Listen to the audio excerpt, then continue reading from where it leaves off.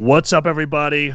We are back for the fourth edition of the TrueShot guest spot. And today, as you can see, we have Josh Thomas of the band Thousand Below. Thomas.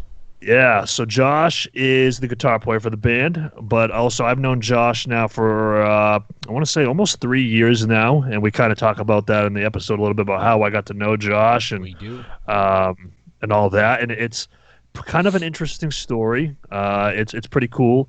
But, we went through a lot of different things. We talked about them changing their sound a little bit sonically from LP1 to LP2.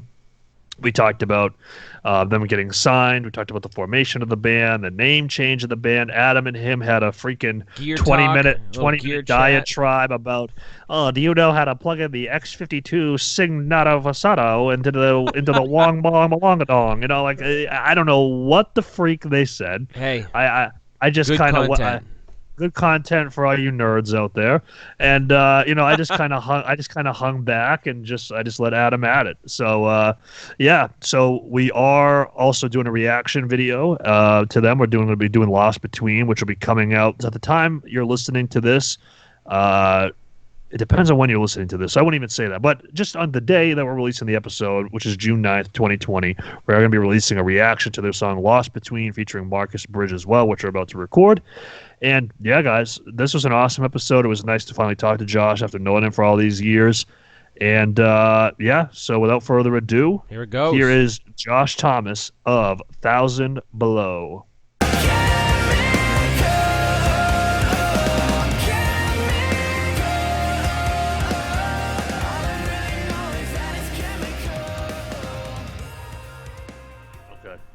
So Josh Thomas, what's up, man? How's it going? I'm doing pretty good, man. Having a good day. Excited to do this with you guys. Awesome. Yeah. So this is Adam here. I know that me and you know each other previously, but this is Adam, the guitar player for our band. How's it going, Adam? Good, you man? Doing well.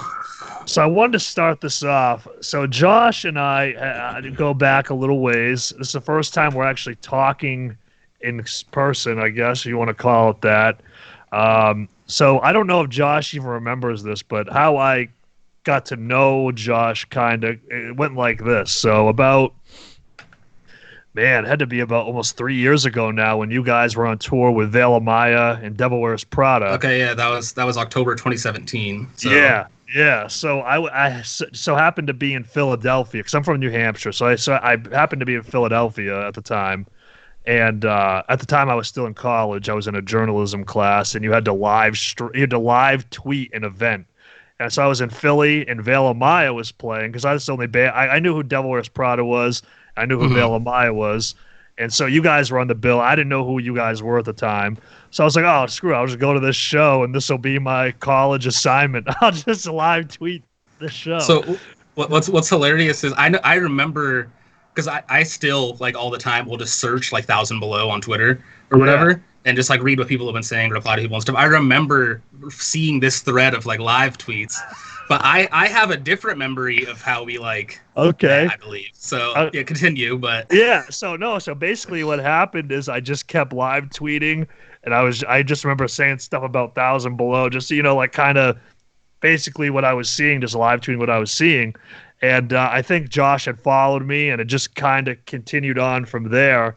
And I know that Josh is into football, fantasy football, so I know that he and I talked a little bit about that. I know that, he follows a guy who I also follow in the fantasy football community, Justice Mosqueda. I love Justice. Yeah. So, so what's your rendition of events? Well, so... It's basically the same thing. I was really into, like, scouting football players at the time and, like, really into the NFL draft and things like that. So I remember I was just following a bunch of draft people. Saw, like, you, Justice, it's 4 Verts now, but it was Sunday Fiasco at the time. Just a bunch of different people. Charles. And I remember Charles. I remember just interacting with you, talking about prospects a few times, and then we just kind of turned into music since then. But by the way, I've been waiting to bring this up, but by the way, Josh doesn't follow me on Twitter anymore. Just by the way, I just want to throw that out there. I feel like that there must have been a point where, because I do this a lot, I'll go through and, like, if I haven't interacted with someone in, like, the past 4 months, then I feel like an idiot now. Yeah, my bad. The only guy to ever live tweet 1,000 Below show, and he unfollows me. You believe that? Unbelievable. Hey, dude, there might have been like one more. But yeah, no. So the other thing too that I wanted to bring up, and I remember I talked to Josh about this as well, and I have the screenshot here from our DMs. It was March of 2018. I told him that I was. No, dude, no. I told you I have the scandal. No, but so I was just DMing with him, and I was talking to him about, wanting to start a band and stuff like that. And there's a bunch of other just extremely cringe messages from my side about me. I was trying to buy a guitar, which I don't even know why. Hindsight, I don't know what the hell I was thinking trying to play guitar. But anyway, I was just telling him, I'm just like, you know what, man? Like, I've always wanted to form a band. And I was like, but when you guys start headlining shows, you better take us out. And he's like, well, when we do, you better have a band ready. So I have those messages. Just for some proof, just for when the time comes, because 1,000 Below's on the uppity up right now. So Josh is, in a way, responsible for TrueShot starting. So there we go. Very nice. There we go. I do remember that, actually. I remember talking about band names at the time. You were sending logos over, different band name ideas. We were talking about that all at the beginning. Yeah, because I remember. Because to go into 1,000 Below's name. I remember you've said that you're not really a huge fan of the name. I don't know if that's still true or not, but I know that you guys changed your name. So are you still a fan? Are you a fan of 1,000 Below the name now, or what's? I'm a little more of a fan of it than I was before, but I'm still not the biggest fan. I'm not a big fan of people who mix it up so much with the number like 1000 rather, or like 8,000 below. So I feel like it gets mixed up to like 1,000 below or 1,000 below with like the number there when people are writing it out, or thousands below. We get a bunch. But yeah, I don't mind it. I think the band and like the aesthetic and the image you put to it makes the name cool or not cool. So we could have the coolest, what I think is sounding name, but if our band wrote bad music and had bad imagery, then it would be pretty whack. No, that's a like Bring Me the Horizon's like one of the worst band names that I could think of. It's just like a Pirates of the Caribbean quote, but like they make it sick. Yeah, well, yeah. So, because I know that I went back and I listened to. I know you guys recently did a Q&A on Rise's YouTube channel, so that was part of my pre-interview research, if you will. And that was so chaotic. I'm sorry you watched that. Well, some of them, I mean, I'll be honest, I fast forwarded a little bit, but because I'm trying to get to the meat of the details. I'm trying to, because I'm a journalism graduate. I'm trying to get the hard hitting. There was no details in there. It was us answering the weirdest questions and just like going on massive tangents. But so one thing I got out of it though is that, and I didn't know this, is that you guys used to be called Shade for a hot minute before you had to change band names, because of copyright reasons. Is that right? Yeah. So we were Shade when we first started out. We recorded 4 songs. We self-funded that on our own and did a music video on our own. They were Tradition, Sinking Me, The Love You Let Too Close, and Follow Me Home, I think, were those 4. So we had like an EPK with the band name Shade. We had a logo all done up. I made a website and we shopped that around. And then when we got signed, that was copywritten. So we had to like come up. Obviously, it's a one-word, very like vague thing. Yeah, but I've never heard of a band Shade prior to, right? I think there was some band like in the 80s or something that owned the copyright to it. But I think I saw in an interview James was talking about there was like a clothing company that may have owned possibly. Yeah, I think there was a bunch of things that were like around it that were like we probably could have gotten away with it, but just to save the hassle of not having to worry about it. And also, when we came up with a new name, a big thing for us was like SEO. If someone searches our band name, like if our band name was Shade and they just search Shade, it would be impossible to find. Right. Yeah. That's where like Instagram, Twitter, Google 1,000 Below. If you just search 1,000 Below, we're the first thing that pops up. Yeah. So were there some other names that you guys had in mind, or like how did that work out? Did you guys come up with a name? Did like your manager have any here's 5 names, pick one, or? It took a long time to figure out a name, actually. I remember there's a few band names that got used as parts of like lyrics in album 1. So I think like Into the Gray was a band name that we tried out for a minute. And like for every band name that we had thought of at the beginning, I would try to make like a album art type deal of like what the branding would kind of look like, so we can kind of feel it out more. I think we had that. We had, I think our other guitarist had Still Atlantic was a band name. I think Carry the Weight might have been a band name at the time. Oh wow! I remember I wanted to call us Movements, like as Movements came out. So I didn't know that they were a band, and I wanted to do that. That would have been bad if we picked that, and then they blew up, and we were stuck with the knockoff Movements name. Oh, man. We would send in names, and they'd be like, yeah, this has a copyright for this, or like, I don't know, we're not a big fan of this, like our manager and our label together. So eventually what we did was just created one big list of like band names, probably like 20 names long, maybe longer, and just sent them to our manager and our label, and we're like, hey, you guys pick whatever one you like best, and we will just go with that, because we were okay with any of the 20 band names on there. Yeah, well, I don't think Thousand Below is a bad name, and I like it. I like it. I heard you guys explaining the logo too, and I think it's cool. So it's like an M with a sideways B for the Roman numeral for 1,000. Yeah. It looks that was all the designer too. Like we kind of had the idea to use an M or something like that, and like we kind of had like the aesthetic of like what we wanted our vibe to be. But the designer, we were kind of had a very vague, this is kind of what we're looking for thing, and then she came up with that. And right when I saw it, I was like, this is a very good, unique, like if you see it, this will be us. Yeah. So I'm happy with that. I love that.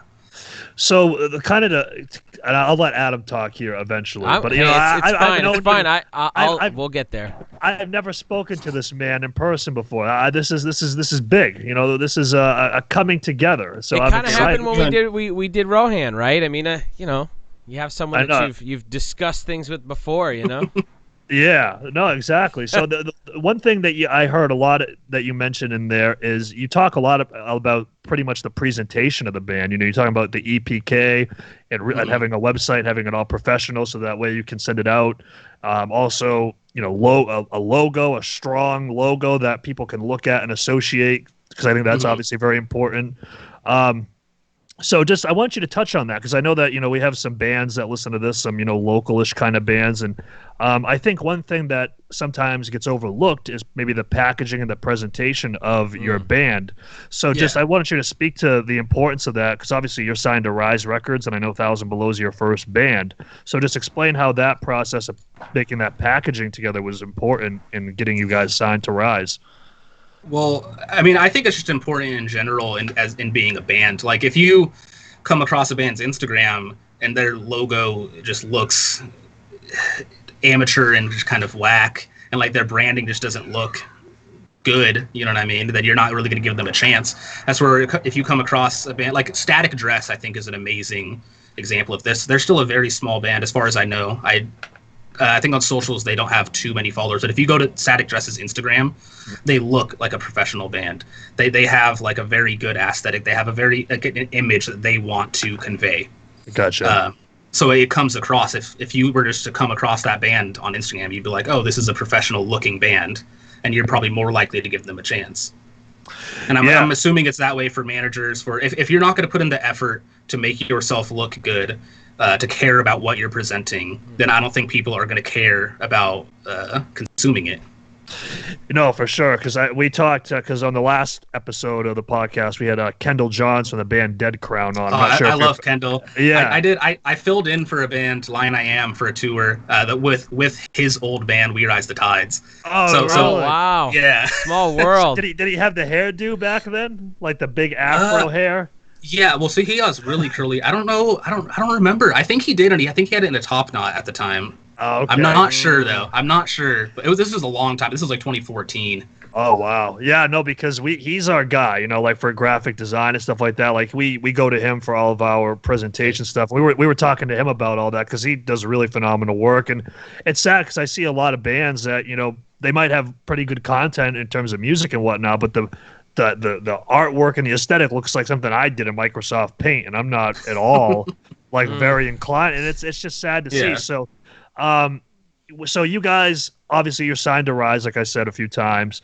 Explain that process a little bit. Like, were there some other labels that you were considering, or was Rise, because I know Rise is obviously, it's Rise Records. Everybody, if you think of, this genre, this scene or whatever, you think Rise Records. So were you guys just like, we want Rise, or were there other opportunities available, or?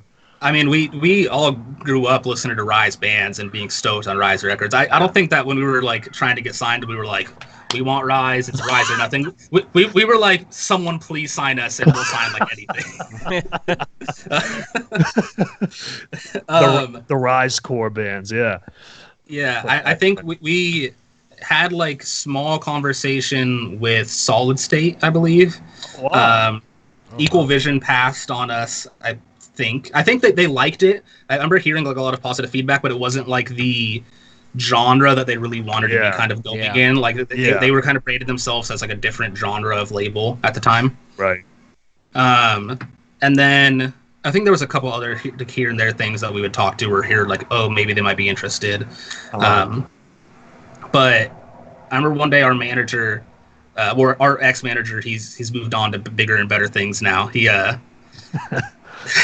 when we first talked to him, he's like, yeah, like I'll kind of manage you guys, see where it goes. This isn't like a in concrete thing, but I'll shop you around and see how it works. And I remember he sent us, I think it was just like a screenshot of like an email that he had to Sean at Rise. And it was like basically blatantly, hey, what do you think of this? And then just a YouTube link to the Tradition video. And then like the reply was like, yeah, sounds good, let's do it. Wow. Oh, wow. Wow. So we had a bunch of like back and forth talking like the other labels might be interested, and then Rise right away. It was just that easy. Sent him a link of the YouTube video, not even the EPK or anything, but it was just the one song with the video, and they were just like, yeah, let's do it. So you did all this work, this professional packaging, and they were just like, yeah, man, sure. Not even taking a look at all this hard work you did on the back end. It helped us for release and for everything that we've done since then. Right. So it's super sick.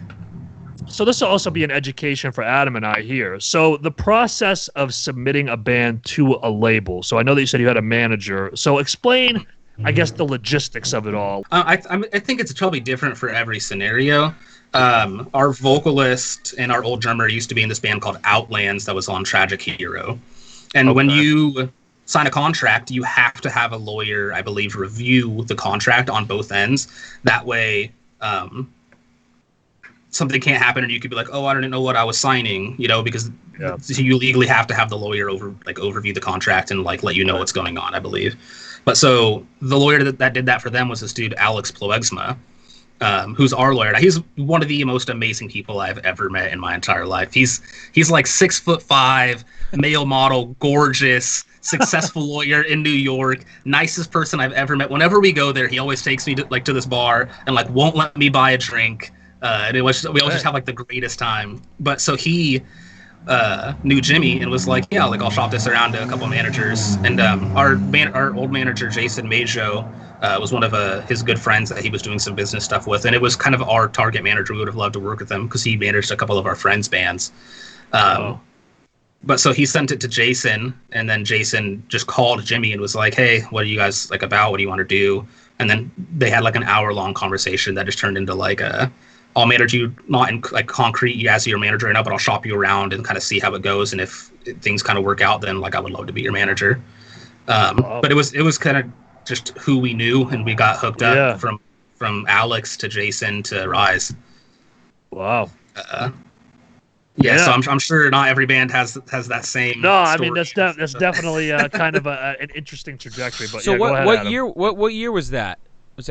That was 2016. That's what I was going to say, right before your full length. So did you have your first full length done before you signed, or? We had the 4 songs done, tracked and recorded already, and then we had 2 more songs that were like written, but they weren't like tracked and recorded or anything yet. So we went back into the studio and re-recorded. No, we didn't re-record the first 4 songs. We just recorded. No, So we re-recorded all the guitars and bass for the first 4 songs and the other 7 songs. So we did an 11-song album. Nice. And then we used the vocals from the first 4 and then retracked all that. But we had 6 songs when we got signed, and we just had to like power out writing the other ones. So what's the process with that, right? So, Rich and I were actually talking, I don't know if it was today or yesterday. Man, we got to get like a writing house where we can just sit for like a week and just write for hours. Just that's all we do. So you saying pounding out the music, kind of what was the process for that? Did you kind of lock yourself in a room, or did you guys separate, or how did that work? For album 1, it was a pretty different process than for album 2, kind of. Album 1, I feel like we didn't really know what we were, like kind of what we were doing. So we were just writing music, and whatever sounded cool to us, we're like, yep, this is sick. We didn't really have any expectations to be like a successful band. We were just like, we're just going to write some songs, and we didn't know much about song structures or like certain layering. We were just writing music and putting guitar parts over guitar parts. Yeah. And our old guitarist wrote, I think, like the first 4 songs that we did, and he would just come over to my house, and I would I would just engineer it very badly, some pre-production so that we can kind of get the song. Yeah, that's what we do, right? I mean, just to kind of get it out. But come around album 2, and now what we're doing is a little different.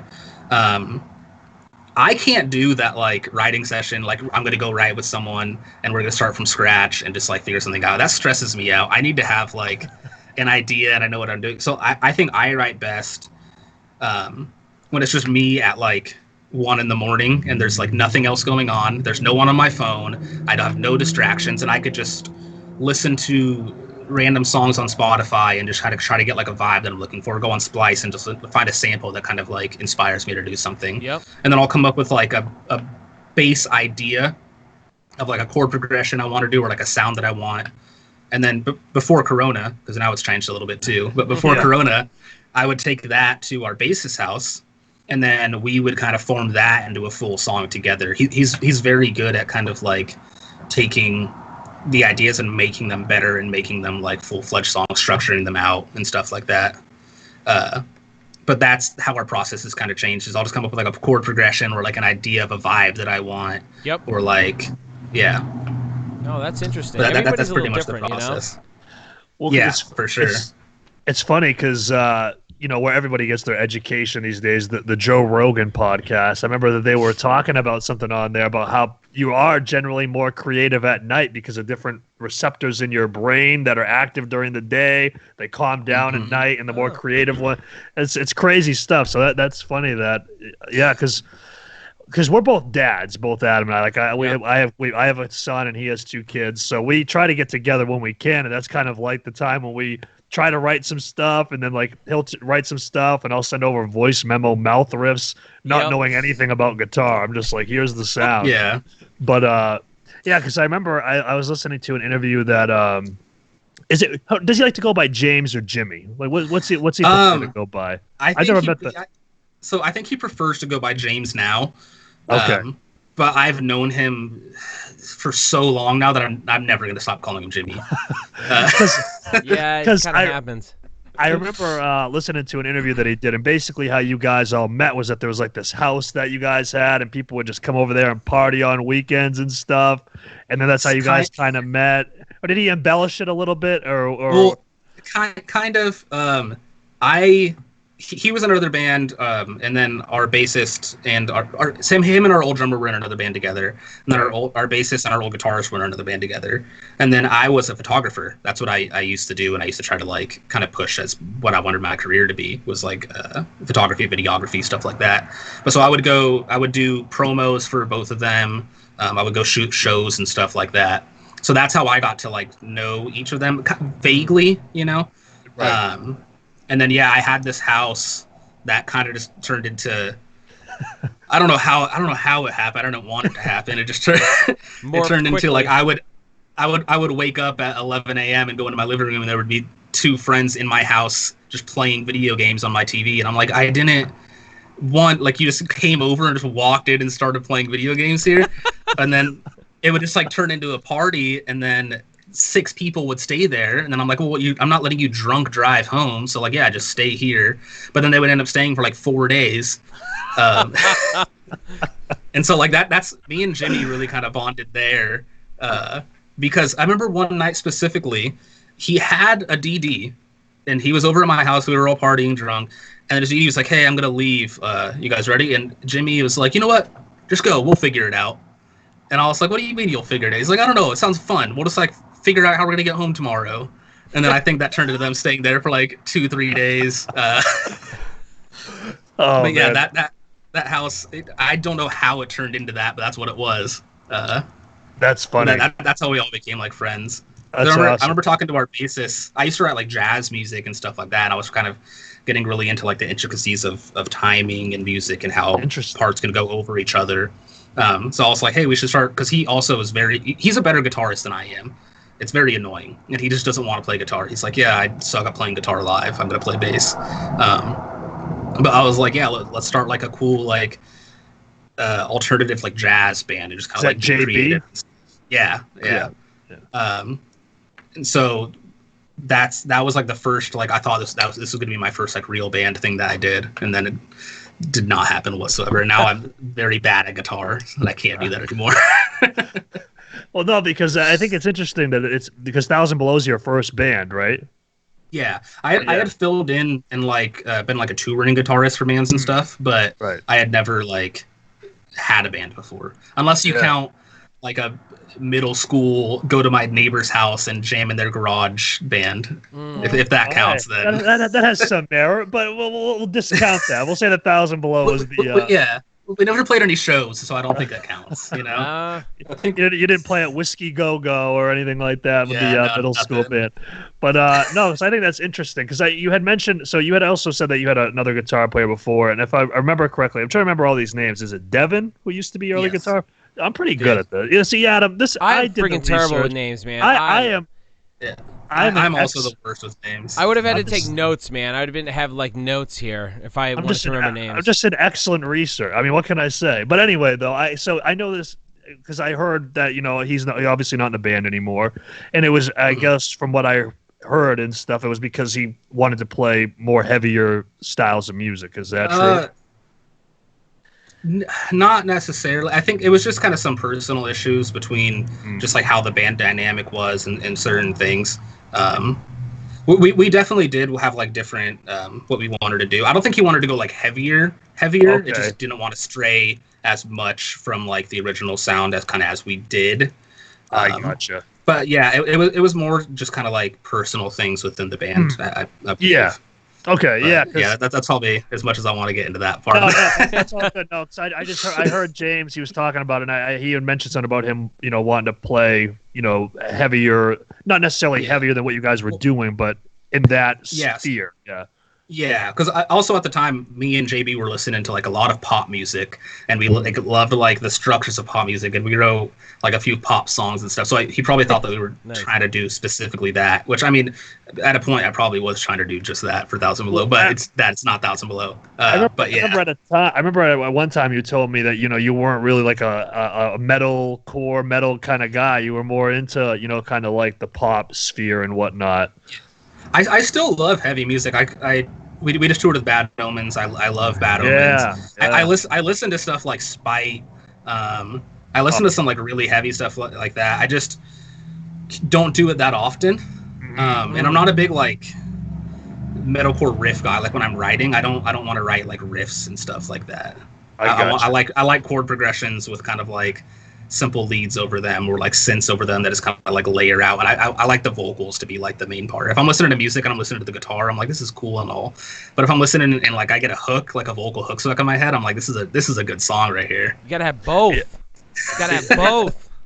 Well, no, because James is an awesome vocalist. I mean, because I also saw another, because there's a lot of interviews of James out. That's why I keep referencing him so much, is that there's not a lot of Josh Thomas interviews out there. They all want to talk to James, it seems.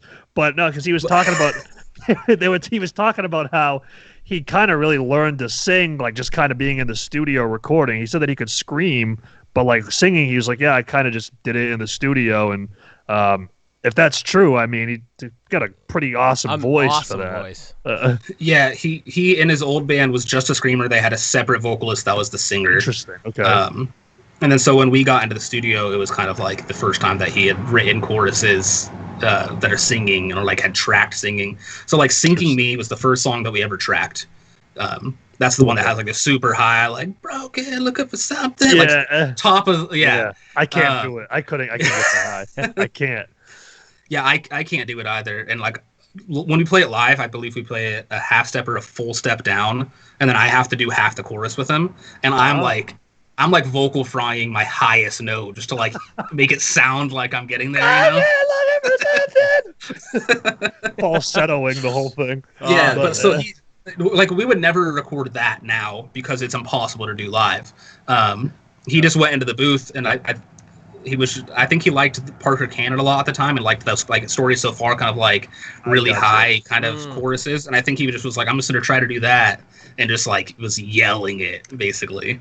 And then like as we've started writing more and more, and as he's been playing more and more, like singing more and more live and stuff, is getting to understand like what his voice is and like where it fits and what he can do. So are we gonna eventually get some 1,000 Below choruses where it's you singing solely, or is it gonna be a lot of just James singing? We just finished tracking a like reimagined acoustic EP. Nice. So it's like 4 songs off of Gone on Your Wake, and then one brand new song called Let Go of Your Love. But I sing a whole like bridge and then overdubs of the chorus with him on 171. I gotcha. And then I sent James a song that I've never called him James before. I sent Jimmy a song, a song that I was like writing for myself like a couple of nights ago, and he was like super stoked on it. He loved like the melodies that I did and like what the song was, and like he wants me to sing more on album 3. Yeah. And then JB, our bassist, also is like a good singer. He does not think that he has a good voice, but he has like very good tonal control and like can stick to notes and stuff. So I think LP3 is going to be a lot of JB doing like most of the harmonies on the album, because he does most of the harmonies live right now. Jimmy being like the main vocalist, and then I think I'll have like a few parts here and there. Okay. See, I knew about the acoustic EP, but see what I did there, Adam? That's a professional segue there. Yeah. See what I did there? I set him up perfectly. Thanks for the plug on that one. There we go. See that? I set it up perfectly. And that was because I watched the Q&A, which I mean, the Q&A was awesome, because I think that is some content right now that's really good to have, especially with everything going on. And that's why we started. Yeah. Go ahead. Also, so we wanted to do like a live performance thing, like an audio tree type thing or something like that. But with COVID, we can't all like kind of be together. Especially JB, our bassist, is taking care of his grandma. So that makes a big difference. He can be doing stuff. Our drummer lives out in Pennsylvania, so we figure like a Q&A is probably the best. He's out in Reading, Pennsylvania. Oh, really? I didn't know that. So so the rest of you guys are all in the San Diego area still, or California, or? Yeah, San Diego for all of us right now. Okay. All right. Wow. So speaking of COVID, I'll ask about how you found this drummer in Pennsylvania. But first, what's it like over there, the COVID in California? I know that it's kind of like the mayor has everything, or not the mayor, but I know that the government over there has everything kind of shut down till next year. And like, what's going on over there?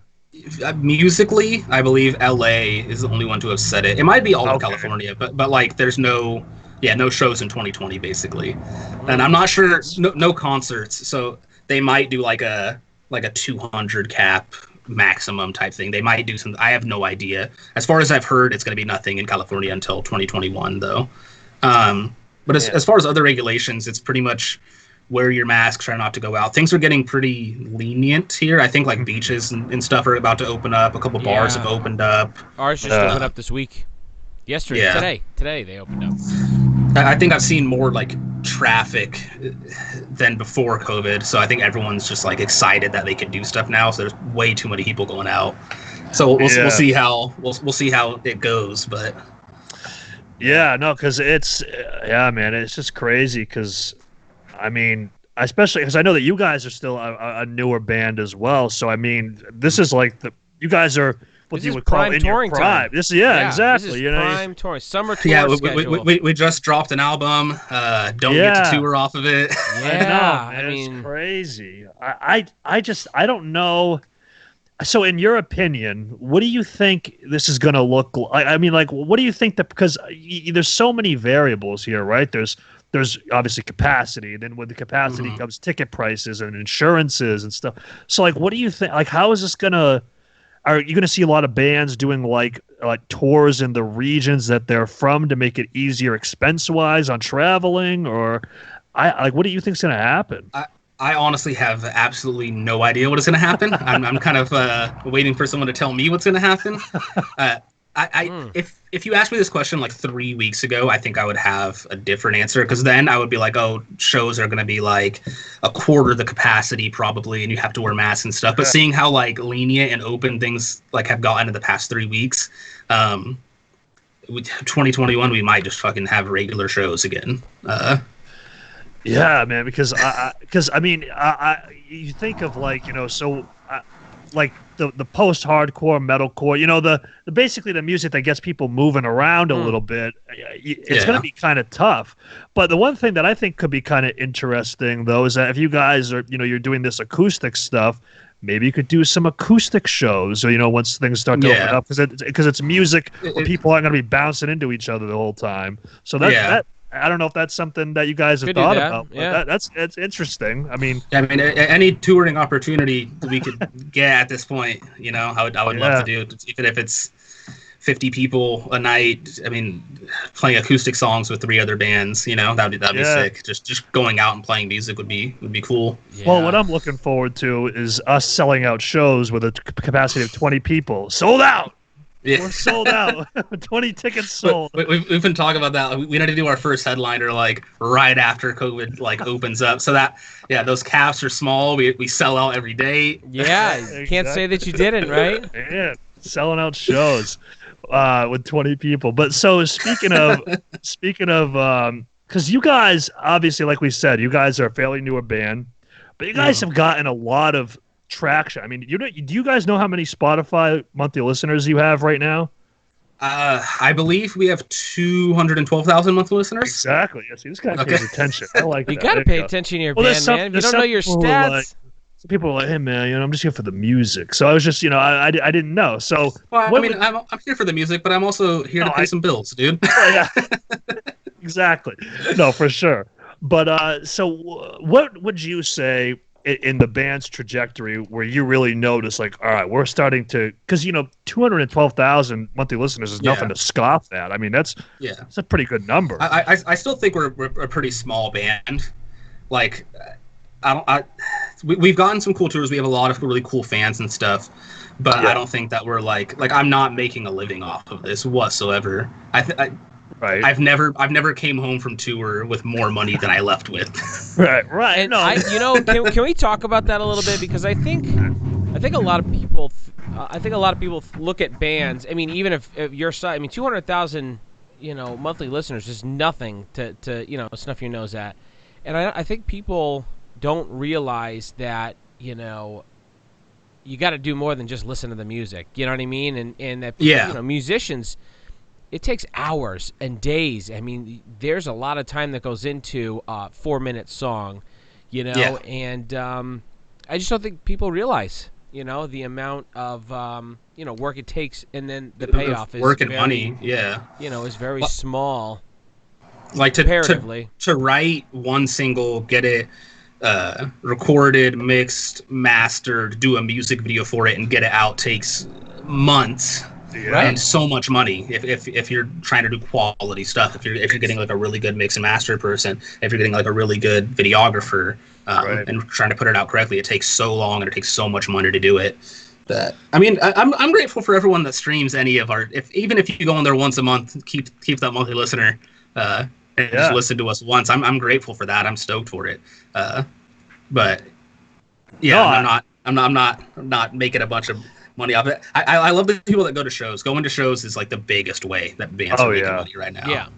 Yeah. Because what I was going to ask was, when did you really start to notice, like, oh man, like because I know that Spotify is that's kind of where people go to like, that's the music hubs, you know what I mean? So like, when did you really start to notice, like, oh man, like we're really starting to pick up some steam here, going from like, not that many monthly listeners to now 212,000. I mean, you got 4.5 million streams on Tradition, stuff like that. When did you really start to notice, like, all right, we're starting to really catch on a little bit here? That's tough, because I feel like when we first started the band, someone was like, yeah, like by 2020 you're gonna have 200, and I think our max was like 235,000 monthly listeners. That, like, at one point you'll hit that, I'd be like, there's no way. I'd be so stoked on that. Right. Because I remember hitting like 20,000. I was like, what the hell? So I think I've been stoked on like every number that we've hit, because we luckily haven't like had the moment where like it crashes down. Right. We went from like 230 to 204, and I was like, we're gonna go under 200. This is the end of the band. People don't like us anymore. Man, people must hate us then, Adam. I know. Well, it's so it's a content. I don't mean it like that. I just mean the downward trend. I don't like seeing downward trends. No, I'm only busting. So, but it's a content thing, right? I mean, I'm looking at your Spotify, your Spotify profile right now, and I mean, you have 1, 2, 3, 4, 5. Your top 5 songs, popular songs, are all over 1 million streams. I mean, even some of bigger bands, right, don't even have that. You know what I mean? They're in the 500,000 or whatever for a couple. Maybe they have one big one. To me, that says consistency in songwriting and delivering a product. It's not the one hit wonder or the one album or because it's a mix of both albums too. So I think we do kind of have that fan base that is like the very loyal fan base and like likes us specifically for like what we are and who we are. And I think James, you got me calling him James. I've never done this before. That's a paradigm shift. I'm gonna cut this out and DM him with the clip. I think he is such a good lyricist and is so vulnerable with himself in his words and like what our songs are. And I think, granted, I'm not a lyricist for the band, but like musically, I try to do the same thing and just kind of create things that like mean a lot to me sound wise, and that I think it's something real that people that like us are going to keep streaming the songs because they could listen to it and kind of empathize with them and have like a true emotional connection with them. You know what I mean? Yeah. So I think that's where we're getting a bunch of songs that are hitting over those marks and stuff, and keeping our monthly listeners is just the connections that we're having with a lot of people, which is amazing. Do you write songs, with a specific purpose? Like this, do you get a sheet of lyrics and it's kind of, has a theme and you kind of go with that? Or do you just, hey, this is how I feel today, I'm going to write this? Because you do have a certain consistency through your music. It doesn't all sound the same. That's not what I'm saying. You definitely have a sound. So I guess what I'm asking is, do you do that specifically, or is it just kind of happen? I think it just kind of happens. I think Jimmy is the main part of that, because anything we write, his voice is going to be on it. So people are going to hear it as Thousand Below because it's his voice, it's his lyrics and stuff like that. I'm definitely, we have never heard like vocals over an entire song until we've been in the studio before. So we don't like get the lyrics or like a vibe like that. We've tracked all the instrumentals, written it, and then waited until Jimmy tracked the vocals in the studio to hear what the vocals are going to be. So it's definitely like a what mood am I in, and like what kind of song do I want to write right now. So like sometimes at 3 a.m. I'm just depressed and sad and just want to write some sad music. That's how songs like No Place Like You came out to be and stuff like that. And sometimes it's 10 p.m. and I'm energetic and stoked and writing like an upbeat, fast song, and then it's whatever Jim does over that. Yeah, because what I usually like to listen to music in the car, right? So that's where I usually like to go. That's because music sounds really good. The car test is what I like to call it. So I couldn't listen to you guys in the car though, because I usually put the windows down, and some of the music is so sad that I don't want to depress everybody on the beachfront. You know what I'm saying? So I don't want to bum everybody out. But I did play Vain though. I cranked that up. That's probably my favorite song by you guys. I love the song Vain. But I was gonna say though, I know we were talking about Spotify before, but the real question though is, do you have as many monthly listeners as Trapped on Pandora? I I think according to Throwing the Trapped, curveball. no one has as many monthly listeners as them on Pandora. I don't think anyone but Trapped knows how many monthly listeners they have on Pandora. Honestly. Oh man, at first I was like, this guy is either the biggest moron or a marketing genius with all this like crazy nonsense he's been saying. Yeah. But then it got sad. Yeah, exactly. Yeah. But at first I was like, man, this guy is either just a buffoon or he's just like, man, like we got to really pump up this new album. And then it kind of went off into a whole other stratosphere of. I don't know if they've released music since Headstrong, so.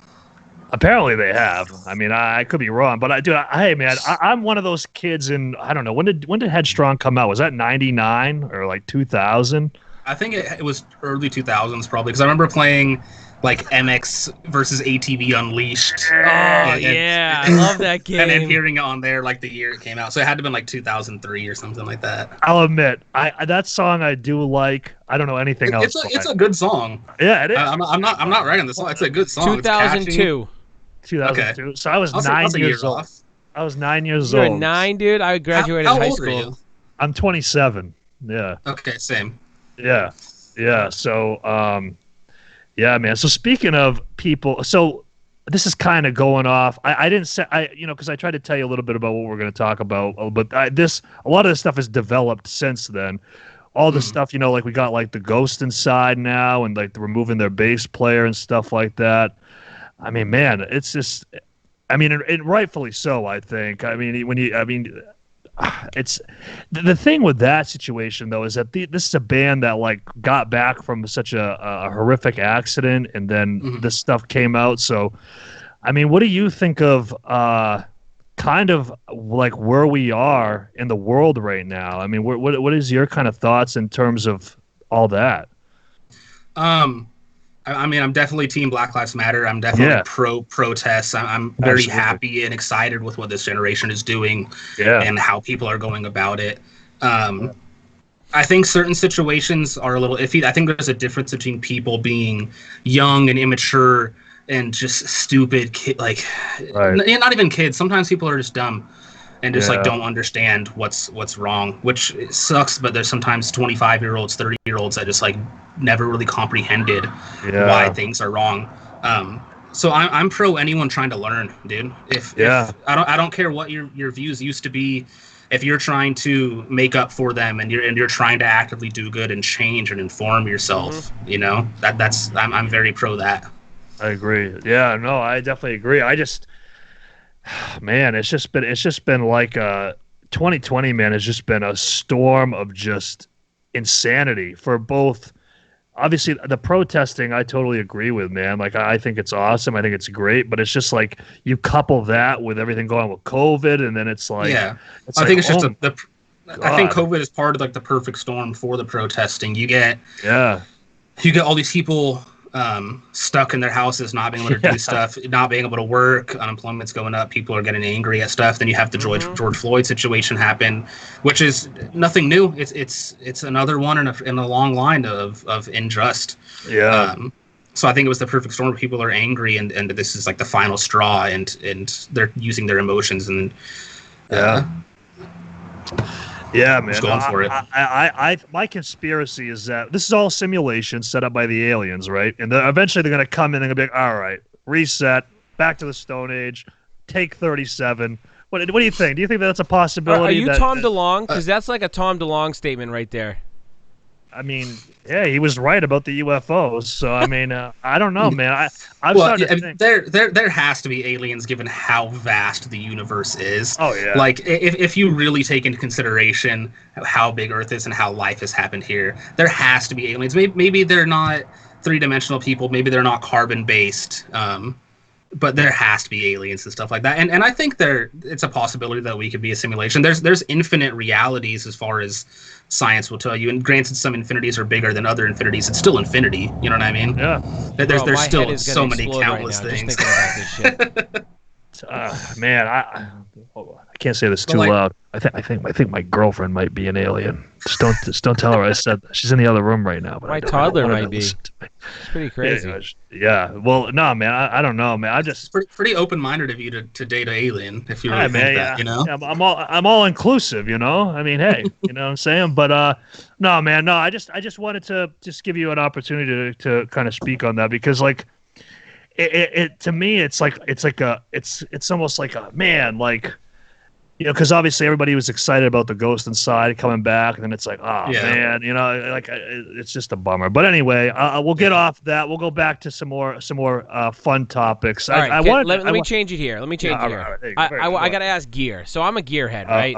I say gearhead, but I like back gear. In 25 minutes. So I know you're endorsed by Schecter. Right, so you play a Spitfire. I saw some pictures of you. Is that what you play all the time, or is that something? So that was basically what I mained. I had that, and I had a PT Apocalypse. Okay. That I was kind of going back and forth on. But for what we're doing live, I feel like the Apocalypse, I would use it some songs like Vain, Love You Too Close, when I want like that hot gatiness. Yep. It was just a little too hot for songs kind of like No Place Like You and things like that. So I used the Spitfire because it has the mini humbuckers instead of the full size humbuckers, so you get like a really nice like mid gain on that. And then recently I actually switched to I think it's right here, to the Nick Johnston HSS. Oh, nice. So it's like a Strat body, 25.5-inch scale length, I believe, but with the humbucker and the two singles. Yep. And like the humbucker is like just hot enough for what I want us to do and like for what I want our sound to be, but it still has like that really clean kind of stratty glassiness to it. Yeah, so that's been like my workhorse guitar lately. So do you tend to use your single coils when you're doing those clean, airy kind of, you know, full of, you know, reverb and delay? So there's one part in Tradition that's clean where I stick on to the bridge pickup, but literally every other time that I am on a lead, distorted or clean, or I am doing clean chords, I am on that single coil neck pickup. Yeah, and you know that it's just so round and like bassy, but tamed in the bass, so it's just a very full sound. Articulate. I love it. Clarity's good. Nice. Mm-hmm. So why Schecter? I've owned a couple. I had a C1 Hellraiser. I had, you know, they're good guitars. So I'm just curious as to why.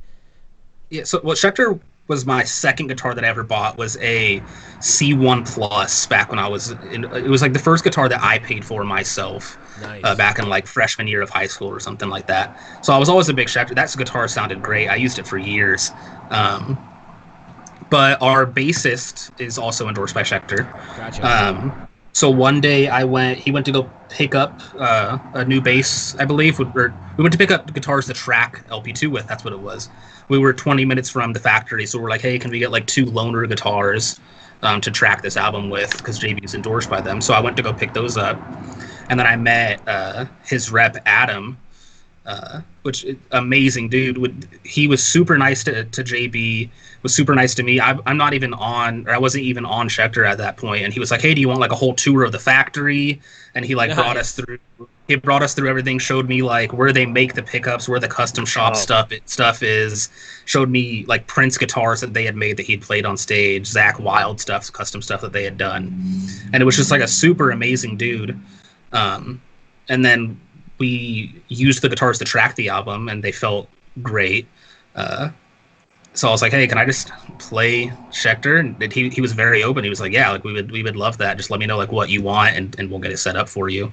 And they're also so open with me. Like on the Spitfire, I was like, hey, can I get this guitar, but can I change the Bigsby to a hardtail? I was going to ask you about that. Can I change the Bigsby to a hardtail, because I don't think it's going to handle like the strings and the tuning that we use, and I think it would just kind of get in the way a lot. Can I change like the pick guard from these ones to like a custom black one? And then like I'm getting a new guitar coming up that's going to be a PT, but I'm having them reroute the pickups to put some Fishmans in it for me. So I'm getting I'm going to have the Fishman sent there. They're going to reroute the guitar, put that in for me, and then repaint it to like a matte pink. And like everything I've asked, it's never been like I don't know about that. It's just like yeah, no problem. It might take us this long. Just heads up. Yeah. So they take amazing care of us. They're just super great people. I love Adam. Nice. Just a great company. They make some great guitars. I mean, I've had a few of them. Our bassist plays a Schecter bass. So they definitely make. That's a good which question. bass do you know? Oh man, I'm not gonna know off the top of my head because I'm on the spot. Okay. Crap. The white one. It's a white one. Okay. I'm sure it sounds great. Yeah, it does actually. Yeah. It does. We were using like this old shitty J Tercer to record our first EP because that's all I had. And he hadn't played bass for 10 years or whatever, and he ended up picking this thing up, and we had to retracking them all with the Schecter because it sounded so freaking good. So you said you're getting Fishmans. You getting the Fluents or the Moderns? I think I was gonna go with the Moderns. Since COVID, we're kind of waiting to see when I can get all these things. But I was thinking the Moderns. Or possibly, I forget the name of the other one. I think it was. I'm gonna look it up real quick. They have a classic. I think yeah. I think it's the classics. Gotcha. I was thinking possibly one modern, one classic. But yeah, I was going for the Fishmans for sure. Nice. Our friends in Afterlife play Fishman, and they're phenomenal sounding. So yeah, that's what I used as well. What the heck is going on here? Oh, he lost us. It's like. Well, you're there, but you're the super small on like the top right of my screen. And then I went back and it's like, oh, do you want to share your screen? And I do not want to share my screen. So okay, there we go. I'll make sure in the editing of this video that I blur out the other guitar brand in the background there. I don't want to impact your potential sponsorship. No, on Adam. On mine. Yeah. Don't say the word, Adam. Don't say the brand. Nope, don't say it. Schecter, man. I said Schecter. Do I have any Schecters on with me? There you go. Very, very. I don't. You knew he played Schecter, and you couldn't put Schecter stuff. I don't have any, man. I sold all my stuff once I started buying the other ones. Can you believe that? Anyway, but I still have my Tom DeLonge. That was the first guitar I ever bought myself. $550. I wish I still had the guitar that I bought myself. I was an idiot and was like, oh, I'm going to change the pots and the pickups and do all these things and just like ruined it because I didn't know what I was doing. And yeah, luckily my dad played guitar, so he helped me do all that stuff. But I think he chipped in $50, so I can't ever sell it now. Yeah. So yeah. But they're worth like $1,400 now. Have it. Just keep it longer. Yeah, I'm not getting rid of it anyway. So have you gone digital yet for your amps and your live rig yet, or are you still using live gear? So we're digital. I think you would love our live setup. So basically, our drummer sets up his drums on stage, and we just have one rack that's 3.5 feet tall that we just roll up there, pop it open. We have two Kempers, one for me, one for our bassist. Nice. And then we go into an X32 with a split. So we have like the Kempers go front of house direct out, and then we have the split go into our X32 for our in-ears. But we have everything MIDI laned for the Kemper, so I don't have to touch a pedal or do anything. We do the same thing. Yeah, if we're going to a clean part, it automatically just triggers whatever clean tone I want for that specific part of that song. Isn't it beautiful? And I don't have to worry about touching anything or doing anything. No tap The Kemper's dancing. like 8.5 pounds. Yeah, it's just one little rack that has everything. We don't use cabs. We just go DI to front of house. Yep. Yeah, we save do space a up very there. similar thing. I know. I know it's killing him, Adam. If you want to take your webcam off and show him the rig, go ahead. I actually got it on. I know it's killing. We do the same thing, so that's all we roll up with. We have like the same size rack there. Like a 16U, so I got the Helix. Our bassist has a Helix on the floor, and we just route it all in to I just use a PreSonus 16 channel digital mixer. Yeah, that's it. We're using the X32 as our interface right now, which nice. we're looking to change and use an actual interface with the redundant like backup of our tracks. So in case anything happens, we have the redundancy, so the tracks keep going instead of everything going out. So that's the next thing that we're looking at doing. But yeah, we do that right now. Anything that we have. Yeah, I'm jealous. So since it's kind of similar, and I don't understand a freaking word you guys are saying, I feel like the biggest moron ever. But do you do the same thing that Adam does? So I'm gonna for the people not watching on video, this is what Adam does every time we do a live show. He has his pick in his mouth. He's on the laptop trying to set it all up, and then he goes like this: "What the hell's going on? What's going on? Do you do that too, Josh? Like, what the fuck? Why isn't it working? It was working before we left." So. Does that happen to you too, Josh? So I could I understand how the things work and like what's what and like how we have everything routed. So I am not our gear guy. Our JB, our bassist, is he set everything up. He figured out like what to do to make everything work like as efficiently as possible. But yeah, we've never really had we played one show where JB was in Hawaii and we had a fill-in bassist, so I was in charge. Oh, and for some reason, that show, the MIDI laning decided to just not work. So I was like on FaceTime with him trying to figure it out forever. Apparently somehow the MIDI got disabled in the interface. So like it wasn't. Yeah, I was like, why did this? This is the first time it's ever happened. But yeah, other than that, it's usually we go up there, turn everything on, make sure everything's plugged in. We just make sure the MIDI lane's working. Most usually is, and that's about it. Yeah, so yeah, we don't have that. What's going on? Yeah, lucky. Yeah. every show, man, and I feel. And also we have more like we had more time to kind of like we do it every day.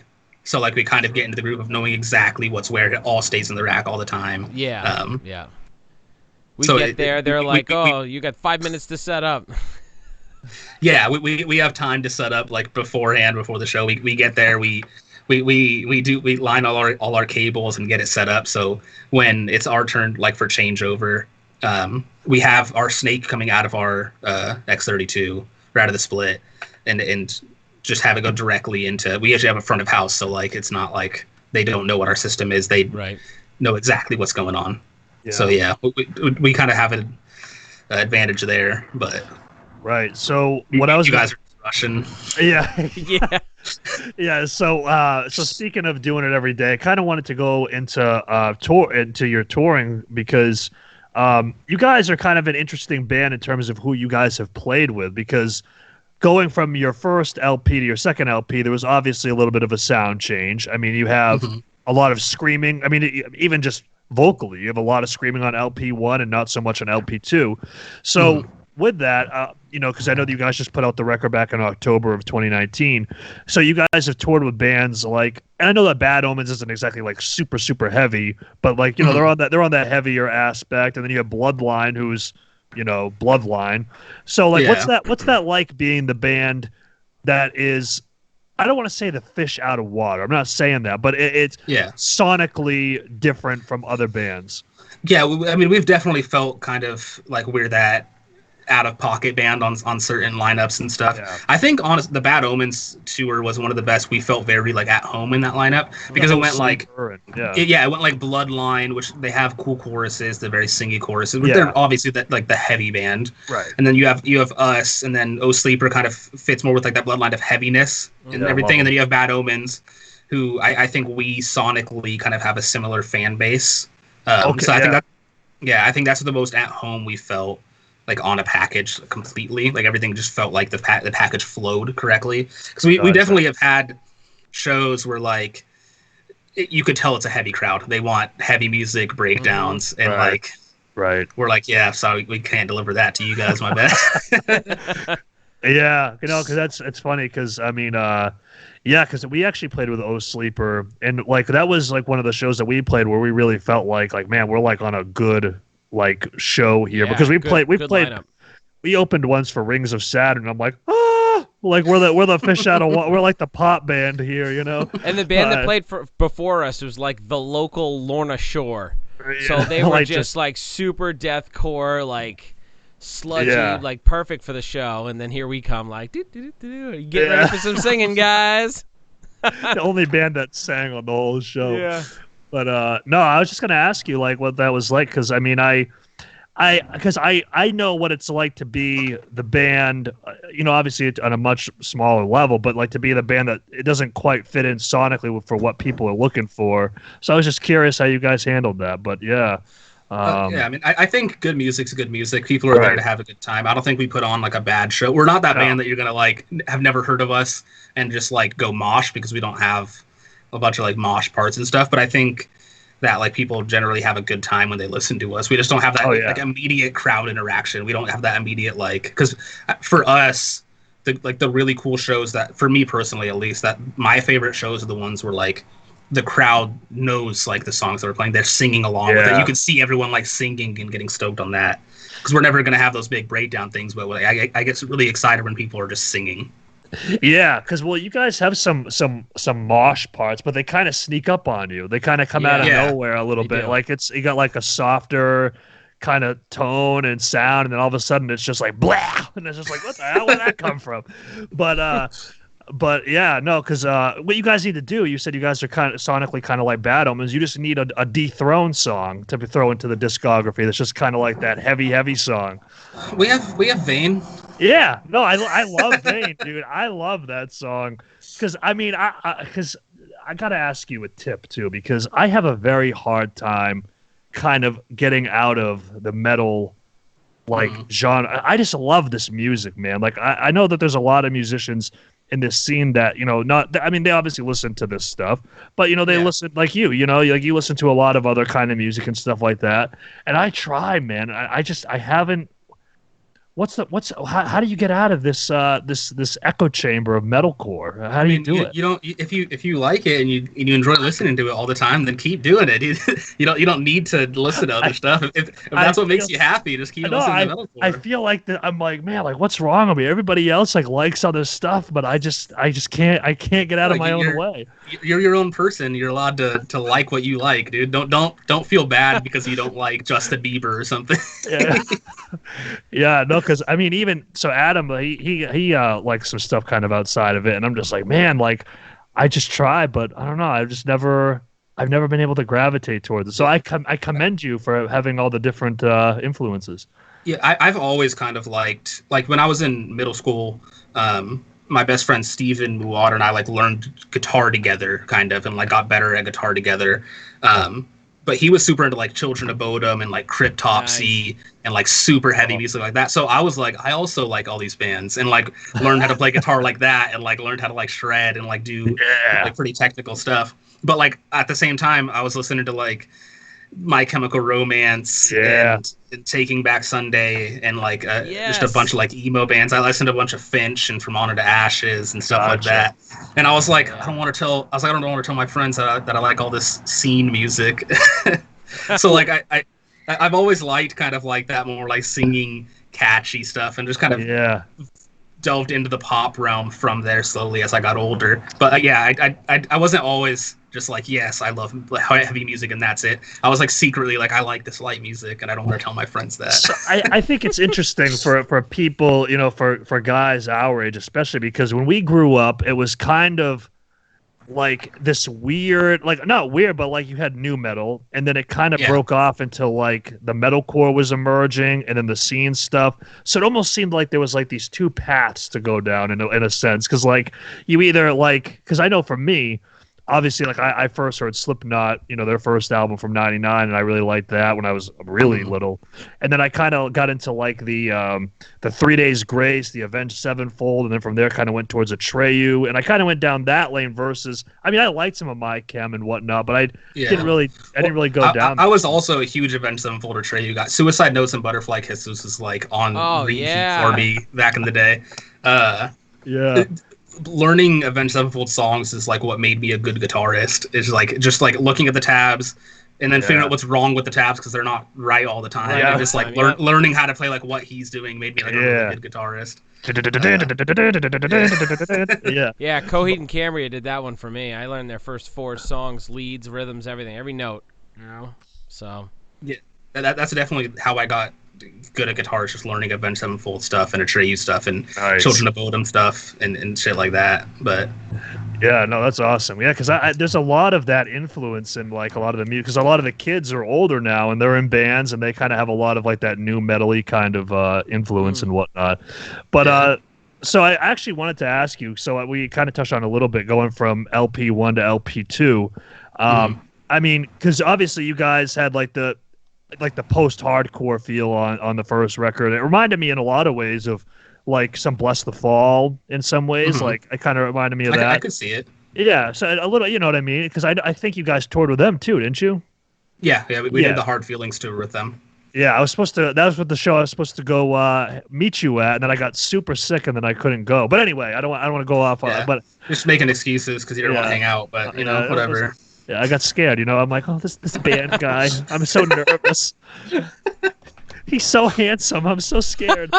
But no, I was really afraid of James. He's a very handsome man. But he's a good looking dude. He's a good looking guy. I mean, the whole 1,000 Below crew is a handsome group of gentlemen. But so, and then you go from LP1 to LP2, and I don't mean this like, I'm not saying you copied them. I'm not saying that. But you listen to Chemical, and that's like Bring Me the Horizon. Like, I mean, I hear that, and I'm like, this sounds like a Bring Me the Horizon kind of song. Chemical, like even like the guitar, like it reminds me of some like Ammo stuff or whatever. But so I kind of like, was that like a conscious decision to kind of go down like that kind of sonic route, or? So the big decision that we made going into like the whole writing process for LP2 was that we didn't want to do like 2 leads over every guitar part again, because we wanted, it was like a lot of like, you had like your chords that you did, and then you'd have an octave part, and then you'd have a lead over it, and then you'd have like a tremolo that was in the background of that. So it was just like stacked guitars. Which would get kind of in the way of the vocals sometimes, or make it hard to write vocals over parts. So what we wanted to do was just write like the progressions and hit like the feel of what we want, and then let the vocals really shine and like take like the front stage of it. So our whole process was, don't overdo it instrumentally. Leave it very open, and the song might sound very empty to you when you're writing it and stuff, but like we just have to think there's gonna be vocals over this. There's gonna be vocals over this part. The vocals could change over this part to make it feel like it's a different part, even though we're doing the same thing. And then after the vocals are there, we could add production and like kind of fill in what's missing. Mm-hmm. I feel like it's easier to go back after the vocals are done and fill in the part with like, we could use a lead here, or we could kind of use like a kind of synth melody here once it's already in place, and we're just kind of filling in the gaps rather than making it super busy and the vocalist is like, I don't know what to do. Yeah, no, because so is that kind of a sound that people could expect from the band? Kind of like, obviously, I'm not saying like you guys are like, we're in this box, you know, we're gonna stay in this lane. I mean, are we gonna expect like a, you know, kind of a mixture, kind of going down that same trajectory? Or are you just gonna come out with a deathcore album next? What's going on? So yeah, we definitely don't want to do the same thing that we did on LP2 for LP3. We want to kind of explore musically like whatever we're doing, or whatever we're feeling at the time. So like we have a few songs written, like nothing set in stone for like what is going to be on the album. We have a few songs written that we like. I have a song that's very Paris sounding. I have a song that's kind of like in like that Boston Manor realm. We have songs that are like LP1 where we have octaves over chords with like a lead over top of that, and then like a synth tremolo behind that. So we're just kind of exploring just what sounds cool to us at the moment that we write it, basically. Just don't use that dreaded word of you're maturing, because every time we hear that, you know what that means. It means it's getting softer. Whenever you hear maturing. Yeah, I don't know how soft we're gonna get. It depends. No, man, no. Soft's not bad. No, I'm just giving him a hard time. But I was gonna say, I know we're definitely gonna have another bleh on the album. Yeah, I think we're just gonna like keep tradition of just one bleh per album, obligatory one per. Yeah. So there'll be at least be one song heavy enough for a bleh. Yeah, very nice. Something to look forward to. Yeah. But because I mean, I definitely don't mind the softer stuff, but like I said, man, some of that stuff is just so freaking gut wrenching. Like the song, I think it's the Love You Let Too Close. No Place Like You. No Place Like You. Those are both very sad songs. Yeah, when I hear No Place Like You, I'm like, man, I gotta go like visit somebody's gravesite or something, man. Yeah. No, like I don't know what to do.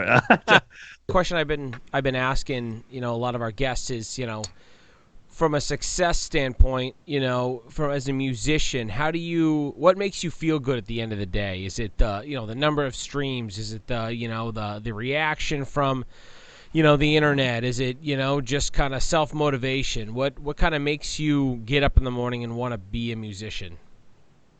I like writing music. I like when I'm proud enough of something that like I'll just listen to it on my own. But I think what makes me the happiest as far as this whole thing is when we play a show and there's just people excited to be there to see us and singing the words to our songs.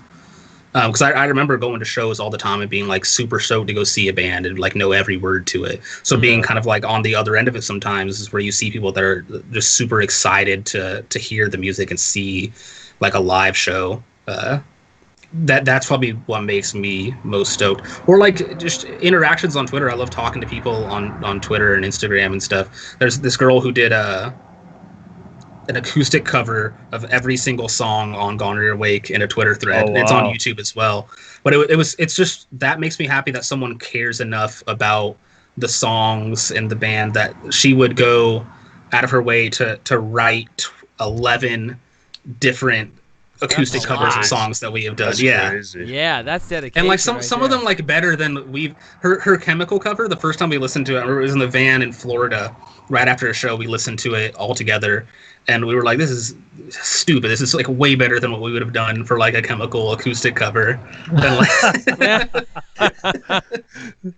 That's funny. Because like the other thing that I like to ask, some of the people that we've had on here, the other three, because you're the fourth. So I say that like I've talked to 150 people before you, but no. So the only thing that I like to ask is just some general advice, because I think that Adam and I, because I'm always trying to learn more stuff as I go through this band thing and whatnot. So like, what would be some advice you give for bands in terms of, I guess we'll run the gamut here. Like I guess the whole getting signed thing, or just some general advice for being in a band that is successful to the point where it you kind of get out of the basement and you're kind of a little bit more out there than that. I mean, I'm still learning as we're going and stuff, so I don't know if I have like the best advice. We're not like a huge band or anything yet. For me, the things that I kind of try to care about, is one, caring about the product and not just putting stuff out to put stuff out, putting stuff out that you think is good, and really caring about like what image you're trying to put out there, what aesthetic, what's have a vibe and like emotion you're trying to portray and things. And I feel like that's just universal for any business, because at the end of the day, a band is in a sense a business. You're trying to promote something. You're trying to not sell yourself, but like what you have a product. The music is the product. You are the product. Right. So just giving a fuck, dude. Care. Try hard. Be a good person, because that's how we've got a lot of touring opportunities, is knowing people and like being like other people hearing good things about us from other people, or like we've made friends with certain band people and like they're like, yeah, like we would love to have you back on tour. So just being a good person, being sociable, I think is the biggest thing, because you could be as talented as anyone else out there, but if you're a shitty person, no one's gonna want to take you on tour. Exactly. Maybe that's why he unfollowed me on Twitter. I don't know. I'm just saying. I'm gonna fix it right now. I don't want no pity follow, Josh. I'm being a bad person now by not following you after I just said just be a good person. So we'll do it live. We're now mutuals again. There we go. Wow. I'm one of the lucky 237. Guilted. Yeah, see, it's not like it's like a big number that I'm following. It's like you know what? We probably just didn't interact for like 5 months. So he'll block me when this podcast. I was just gonna say he's gonna get off of here. Yeah, he'll go and he'll be like, guys, he'll go to Rise Records and be like, listen, if this band TrueShot ever comes through, decline him. The guy Richard is a total moron. But no. I think we're going to be friends forever on the internet now. What I'll end up doing is screenshotting me following you and then sending pictures of that to Adam sometimes. I don't think Adam. I don't even think Adam. Do you know how to operate a Twitter account? I don't tweet, bro. I don't tweet. This guy. I mean, you're missing out, dude. I love Twitter. Twitter's like where I spend most of my day interacting with people. Oh, yeah, it is super fun. I do Facebook and Instagram. That's about my extent. Oh, I haven't been on Facebook, and I can't remember the last time I went on Facebook, really. Yeah, probably a good thing. Yeah, it's probably a good thing, honestly. Place is But chaos. yeah. But yeah, man. Well, it was awesome talking to you. I'm glad that we did this. Yeah, so thanks for having me. Yeah, Josh hit me up because we're that popular of a podcast. Even though he didn't follow me, he thought he thought he could. I still followed you on Instagram this whole time. That doesn't count. What do you mean it doesn't count? It doesn't count. I'm verified on Instagram. I'm not verified on Twitter. The Instagram one's more important. You cannot be friends with me on Facebook. Follow me on Instagram. Like, what is against Twitter? I mean, what did I do so terribly on Twitter where I couldn't be followed on all bad three? Prospect picks. Unbelievable. Well, just for the record, people, just so we have it on record here, that 1,000 Below is headlining shows. They have to throw us a bone. I mean, I have the screenshots. This will be the scandal of Josh Thomas, so that if he doesn't live up to his word. There we go. I've made him very uncomfortable. See, look at this guy. Might be waiting a while because I have no idea when we're supposed to headline ever. Honestly, I would push it off as long as I could because I love being a support band, and like I'm scared that we headline and then like it's going to be like 60 people max. See, he wants to push it off. The biggest show. He wants to push it off. I just don't want to hang out with you. Yeah, exactly. He will hinder his own band's trajectory and success just to stay away from me. See that? He's smart. He's smart. We're on opposite coasts, and I have this much of an effect on the guy. But but all right, man. I'll let you get out of here.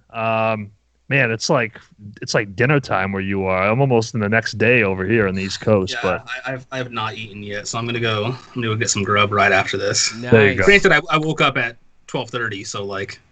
Oh, geez. It's lunchtime. You know. Jeez, Yeah. Man. But all right, man. Well, like I said, it was good talking to you. Finally got to speak after all these years. I feel like we've been in a omegle relationship. You know, we've kind of been talking to each other, but we've never been able to hear each other's voices. You know. Hopefully, the next time we go play over there, you don't fake getting sick. You know. Yeah. I'll make sure. Maybe I'll have Corona when you come back over here. I'll be part of the third wave. I got to give him a shout out though. So he was like deathly ill with likely Corona. And he had been thrown up so bad the day before. He missed a show, so he played instrumental. And he had all of these blood blisters from puking so hard, and he fucking screamed the next night when we had a show. That sounds horrible. Yeah, see, I like being put over like that. You hear that? But for that show, we had to backtrack drums, which was extremely. Oh, it was the worst weird. thing ever. Worst. Dude, thing. That sounds awkward. Because our drummer was sick. Extremely awkward. Yeah. So it was one. I just can't imagine. Like even I wear in-ears on stage, but like you could feel the drums. Yes, exactly. Because they make like I don't know how to explain it, but you feel like the vibrations of like the kick, and you could feel like the cymbals and everything when you're up there. Yeah. I can't imagine just not having any of that. It was not fun. I know. I just got up on stage like so feebly. I'm like, our drummer is sick, and I am too. But here's the set. Yeah, it's like the most feeble thing ever. While that, like you were able to play, but he wasn't when he was sick. Yeah, well, so we actually played on back-to-back days. So it was a Saturday and a Sunday. Okay. And so the Saturday, I couldn't, man. Like I was literally in the hospital, like as the show was starting. Yeah, and I felt so bad. Like I wanted to play so bad. And then the next night, he was too sick, so it was like, okay, it was okay, awful. I get it. It was, but you know, the vocalist, I think I have to show up. You know, and I didn't. I feel bad about that because I mean the rest of these guys. If you're in the hospital, you know. I know, but then they could have just backtracked vocals. We did. Well, they did. Nice. Which I was told sounded very weird. Which I don't know. They probably should have just went instrumental. Because yeah, I think if we did it again, we'd go instrumental. Yeah. I went to. I remember a Dr. Acula show. If you guys have ever heard of that band before. Oh my god, they haven't been big since I was like 2. But I remember I went to one of their shows on Soma Side Stage where the vocalist was not on tour with them. There was probably 200 people there. But what they did was they had 2 microphones, and they were like, hey, if you guys know the words, just come up and sing a part. So nice. So I got to, at like 16 years old, sing a part of Shocker on Shock Street. That is awesome. People were just going up and singing and screaming parts. the Mike was just in the crowd, and like the band just did the whole tour like that. That's awesome. Yeah, that's well, especially the worst part though is that my vocals from back then, like they're terrible. I mean, I listened to them back, and I'm like, oh my god, man! Like I almost want to redo the whole freaking thing. But so like I can just imagine like just people in the crowd listening to like this one band without a vocalist, and two a band without a vocalist where it's backtracked terrible vocals. So, it didn't sound that bad. What a crazy experience. I gotta say the second day the sound guy was probably stoked that he didn't have to like mic a drum set or do anything. It was just dude, what happened is that it sounded horrible at the beginning because it was like I don't know what he did, but it sounded like a straight just bass explosion. Because like I don't know what Adam, you know how to explain it much better than I do. The guy didn't know. Like I gave him separate feeds for everything, so all he had to do, like the drums were already pre-mixed. All he had to do was just level everything, the backing tracks. Oh, so did for the drums? Did you give him like one stereo file for the drums, or did you give him like kick, snare? No, toms, I gave him a stereo okay. file for the drum, and I gave him his own line for it, so it was like it was coming through. One line, so he could mix each individual part, and I said, hey, can you throw a fat channel on the drum channel just to thicken it up a bit? And he goes, what's a fat channel? I'm like, some compression, little EQ on there, boost it, you make it sound like a halfway decent kit. He had no idea what he was doing. Yeah, very very professional outfit over here. Hopefully you guys don't have to do any more shows with backtrack drums. Yeah, we won't.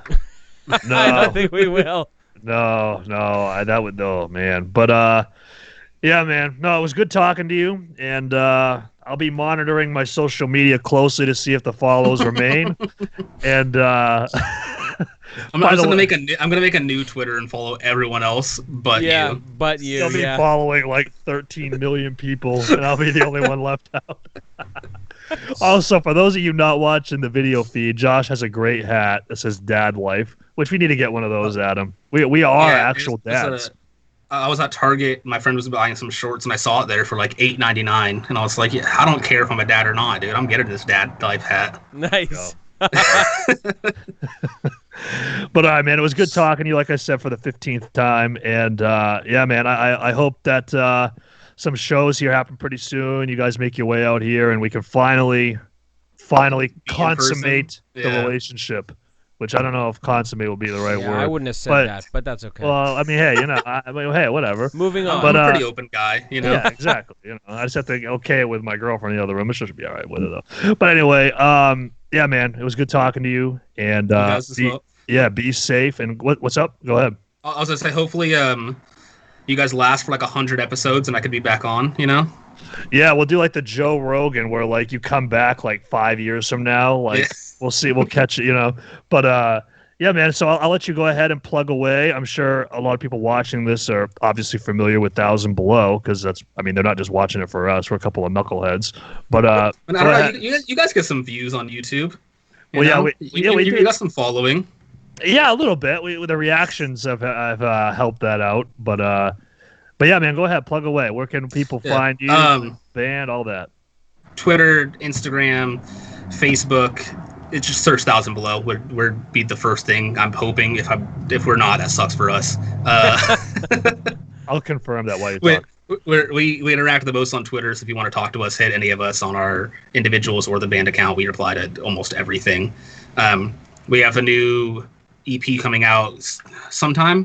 I don't know. It's tracked. It's mixed. We're trying to figure a release plan out for it. So watch out for that. Go listen to Lost Between on Spotify because it's the best song we've ever written and it doesn't have enough plays.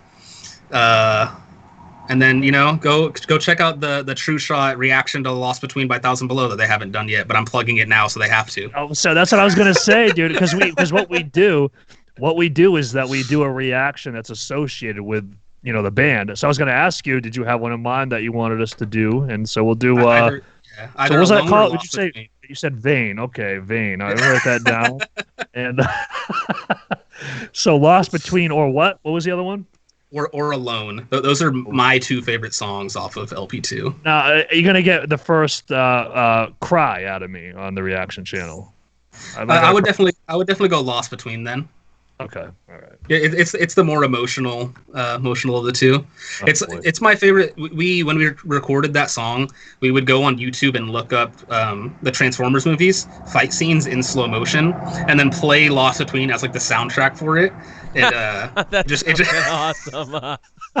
Nice. Nice. It just fits so perfectly. So if you wanna try that out as well, give it a go. Cool. It just makes it feel all nice. Nice. So we'll have this up this Tuesday. So that'll be on what is this Tuesday? The 9th. And we'll have that and the reaction both up on the 9th. And yeah, man, you were our longest podcast to date. You should feel very honored. Thank you. We had some good talks. You know, Yeah. You tried saying bye like 30 minutes ago, and we've just kept going. Yeah, that's how it goes. That's okay. Man. That's authentic conversation right there. That's what it's about. Yeah, I mean, because before I talked to Frankie Palmieri of Amuro, that was our first episode. That's like my favorite band. So I was just like, so Frankie, can I just talk to you forever? But yeah, man. All right, we'll end it here. Josh Thomas, ladies and gentlemen, from 1,000 Below. Thank you so much, man. Thank you, guys, man. make sure you check out his band, and we'll be doing a reaction to their song "Vain." I don't know on Tuesday. But all right, guys. Till the next one. We'll see you later. Thank Peace you. out. See you guys. Thanks, Josh. See you later. Josh.